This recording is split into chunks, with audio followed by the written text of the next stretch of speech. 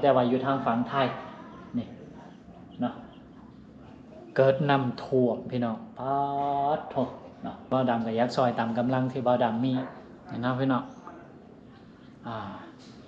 บ่าวดำบริจาคซอยเนาะพี่น้องทางฝั่งไทย100 บาทพี่น้องตามกำลังที่บ่าวดำมี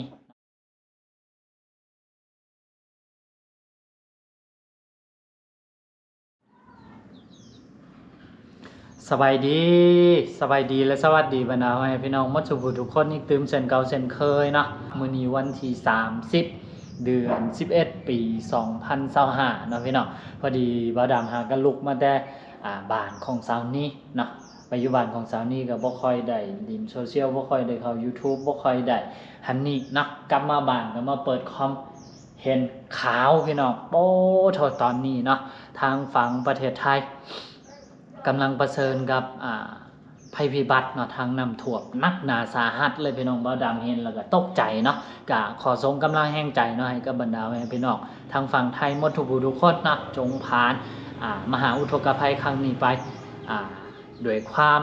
ปลอดภัยหมดทุกท่านเนาะนี่ก็เดี๋ยวสิเอาให้เบิ่งพี่น้องบ่าวดำไม่เห็นแล้วก็ตกใจเนาะอันนี้เป็นนี่เนาะเพิ่นใช้ชื่อว่าหาดใหญ่จมบาดาลเปิดภาพมุมสูงน้ำท่วมสะพานข้ามคลองรอ1รถยังรอดแค่ช่วงกลางว่าสิเนาะเป็นรายการที่ออกอยู่เรื่องเล่าเช้านี้เนาะพี่น้องเนาะก็ขออนุญาตนำทางเจ้าของรายการเจ้าของช่องเพิ่นเนาะไปดูภาพของสะพานภาพมุมสูงพี่น้องสะพานซึ่งมีท่านหนึ่งเนี่ยบันทึกภาพเอาไว้ป๊าดโถนี่คือสะพานข้ามคลองระบายน้ำรอ1โถพี่น้องท่านผู้ชมโถนักหนาสาหัสเนาะเนี่ยค่ะเป็นภาพตอน8 โมงครึ่งของวันที่25นะคะก็คือเมื่อวานนี้สะพานข้ามคลองร1ถนนสีภูตัดใหม่ท่าเคียนค่ะนี่แหละบ่าวดำไม่เห็นแล้วก็ตกใจพี่น้องน้ำจะต้องต่ำกว่าใต้สะพานเยอะแล้วนี่โถขึ้นมาบนสะพานเหลือนิดเดียวเนี่ยท่านผู้ชมโอ้โถพี่น้อง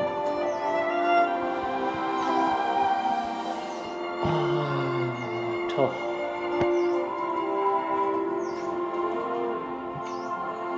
บริเวณนี้คือสะพานข้ามแยกร1ถนนสีภูตัดใหม่ท่าเคียนภาพที่เห็นคือน้ำปริ่มท้องสะพานบนสะพานมีน้ำรถจอดอยู่หลายนับร้อยและคอสะพานน้ำท่วมมิดรถไปแล้วเอาภาพนิ่งมาสิค่ะคือก็จะมีรถบางส่วนนะคะที่อยู่ตรงกลางสะพานน้ำมันถึงจะไม่ถึงแต่ถ้าเป็นช่วงปลายของสะพานทั้ง2ด้านนี่ก็คือน้ำท่วมรถหมดแล้วนะคะอย่างที่เห็นเนี่ยค่ะท่วมคักท่วมแน่เนาะพี่น้องเนาะเป็นสะพานที่สูงมากป๊าดโถโอ้โถเนาะ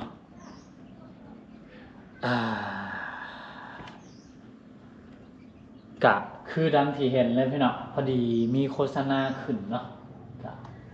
เดี๋ยวเราดำขอปิดโฆษณากันพี่น้องมีสิทธิ์รุ่นส้มต่อหลายรางวัลด้วยโปรโมชั่นสุดนี่เนาะโถพี่น้องคือตอนนี้นะอยู่ฟังบ้านของบ่าวดำคือฤดูฝนนี่คือผ่านพ้นไปเป็นเทียบห้อยเนาะหมดฤดูฝนเป็นเทียบห้อยแล้วตอนนี้ก็คือก้าวเข้าสู่ฤดูหนาวแบบเต็มรูปแบบแล้วเนาะสำหรับอยู่ทางบ้านของบ่าวดำเนี่ยคือตอนนี้ก็เป็นเวลาประมาณเที่ยงกว่าๆเนาะก็นี่บ่าวดำยังได้ใส่เสื้อกันหนาวจังซี่อยู่เพราะว่าหนาวแฮงเนาะแต่ว่าอยู่ทางฝั่งไทยนี่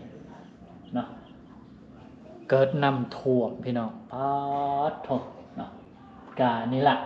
บ่าวดำมาไล่เบิ่ง 2-3 คลิปเนาะก็เห็นภาพความเสียหายต่างๆแล้วก็โอ้โถทุกคนที่ได้รับผลกระทบนะบ่าวดำเชื่อว่าลำบาก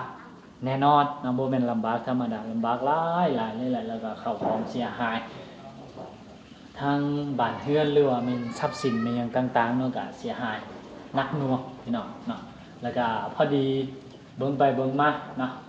บ่าวดำไปเห็น ใครที่ได้ถุงยางชีพที่เป็นยา นี่ โครงการ โครงการตัวหนึงเนาะเป็นเพิ่นเขียนมาเปิดรับบริจาคโครงการวันสร้างสุขเนาะตัวนี้เป็นของซ่องวันนิว31เนาะก็บ่าวดำไม่เห็นตัวนี้ล่ะ โครงการวันสร้างสุขเพื่อผู้ประสบภัยโดยกลุ่มบริษัทเดอะวันอินเตอร์ไพรส์จำกัดมหาชน ร่วมกับมูลนิธิเรวัตพุทธินันท์มีเจตนารมณ์ในการช่วยเหลือบรรเทาสาธารณภัยเพื่อความปลอดภัยของพี่น้องคนไทยนะครับ ตอนนี้ครับเราขอเชิญชวนทุกท่านใครบอกอยากช่วย แต่ไม่รู้จะช่วยอย่างไรนะฮะร่วมบริจาคเป็นทุนทรัพย์ส่งต่อความช่วยเหลือไปยังผู้ประสบภัยน้ำท่วมที่หาดใหญ่และจังหวัดข้างเคียง โครงการวันสร้างสุขเพื่อผู้ประสบภัยครับเราทำหน้าที่เป็นสื่อกลางนำเงินบริจาคที่ได้มาจากผู้ชมทุกท่าน มาจัดทำถุงยางชีพ ยาสามัญเครื่องอุปโภคบริโภคที่จำเป็นพร้อมแจกจ่ายไปยังพื้นที่ที่ประสบภัยย้ำนะครับทุกบาททุกสตางค์ของท่านจะนำมารวมกันเป็นพลังที่ยิ่งใหญ่ ให้พี่น้องคนไทยสามารถฝ่าวิกฤตน้ำท่วมครั้งนี้ไปให้ได้ ค่ะและคุณผู้ชมถามกันมาเยอะมาก อยากขอมีส่วนช่วยภาคใต้นะคะ เราเปิดแล้วนะคุณผู้ชมสามารถร่วมกันบริจาคเงินนะคะ ผ่านบัญชีวันสร้างสุขเพื่อผู้ประสบภัย บัญชีกระแสรายวันนะคะ เลขที่บัญชีตามหน้าจอเลยนะ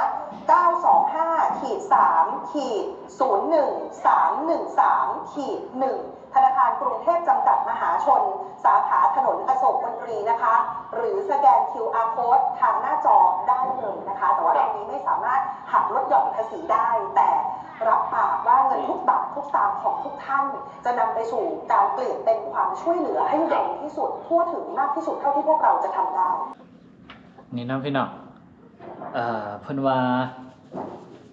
สำหรับผู้ที่ว่ายักซอยแต่ว่าบ่ฮู้สิซอยแนวใดบ่ฮู้สิซอยบริจาคในทางใดน่ะก็เพิ่นว่าสามารถร่วมบริจาคกับทางช่องของเพิ่นได้นะบ่าวดำก็ยักซอยบ่าวดำก็ยักซอยตามกำลังที่บ่าวดำมีแหละเนาะ